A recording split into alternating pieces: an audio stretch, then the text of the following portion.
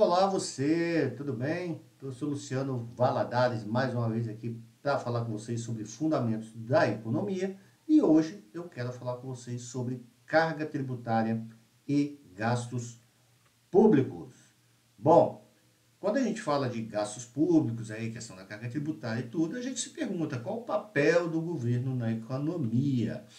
Então, o governo é um agente econômico muito importante em economias tanto socialistas quanto capitalistas. Talvez na socialista até mais, mas interfere também bastante nas capitalistas. Apesar de ter sua atuação limitada no segundo, mas interfere então. Em uma economia de mercados capitalista, a tendência é o governo só interferir quando há falhas de mercado, tentando corrigi-las. Daí vem todo aquele discurso, né? No capitalismo de menos governo envolvido, então o governo tem que ser regulador, fiscalizador e não participar, como é o caso do Brasil aí com as nossas empresas estatais. Então a ideia aí no capitalismo é que se enxugue bastante a questão das empresas, né, concorrentes no mercado com o setor capitalista. Já no socialista não, a ideia é tirar os capitalistas e ficar só com as empresas aí que fazem parte do governo. Então, quais são as possíveis interferências aí do governo na economia? Enquanto os desequilíbrios em alguns mercados em termos de preços e distribuição de bens e serviços forem grandes demais, a ponto de um mercado não consegui-lo. Então, quando os desequilíbrios de alguns mercados. Então, quando o mercado particular, né, por assim dizer, não consegue suprir, aí o governo tem que entrar suprindo toda essa falha, esse desequilíbrio. Tentar equilibrar os mercados financeiros de onde provém o dinheiro para o financiamento da economia. Então, e os mercados produtivos de onde surge o que se produz em termos de bens e serviços de uma economia, dando origem ao emprego e ao produto interno bruto. Então, tentar equilibrar mercados financeiros de onde provém o dinheiro. Então, né, para quem não sabe aí, o governo é um grande banqueiro, né, através do Banco Central. O tempo todo ele está negociando aí com o setor financeiro para tentar equilibrar aí esses mercados financeiros. Bom, falhas de mercado. Então, as falhas de mercado existem porque a grande maioria dos mercados são organizados de forma imperfeita e há assimetria de informações. Então, não há concorrência perfeita em todos os mercados, como previu o pensador, e nem todos os agentes de mercado, consumidores, produtores e governo, possuem informações iguais para tomarem decisões ditas racionais, já que a informação assimétrica, segundo Samuelson e Nordaus. Então, o que acontece aí, né? O que é o mercado aí, quando a gente fala que o mercado ele é imperfeito, né? Ele é imperfeito justamente porque não há players para todo mundo no mercado e nem há consumidores. Então, a demanda e a oferta, isso é desequilibrado, não é perfeito, né? Então, por isso acontece aí essas falhas no mercado, onde o governo muitas vezes ele tem que entrar. Funções do governo, então. Então, pode-se inferir que o governo tem, no geral, funções específicas de acordo com Gramsci e além. E quais são essas funções, então?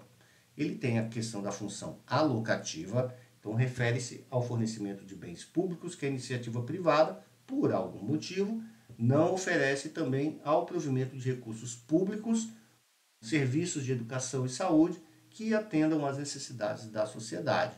Então, ele sempre vai estar alocando aí seus recursos, a sua máquina para atender aquilo que a iniciativa privada não faz. Função distributiva. Então, está ligado à distribuição de renda dentro da sociedade. O governo deve trabalhar de forma a fazer ajustes que permitam que prevaleça uma distribuição de renda considerada justa para a sociedade. Como o governo ele era para todos, então a ideia do governo é que a população enriqueça junto e não só alguns players aí. Ele tem a função também estabilizadora. Então, conforme Gramsci e Allen, tem como objetivo, tem como objetivo a função econômica visando a um alto nível de emprego, a estabilidade dos preços e a obtenção de uma taxa apropriada de crescimento econômico. Então, o governo ele sempre vai estar tentando segurar o mercado, nem para ir para um lado nem para o outro, também tentando cada vez mais estabilizar a economia. Mas estabilizar de que forma?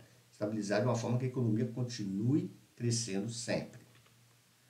Outra coisa que eu queria trazer para vocês é o instrumento de política fiscal.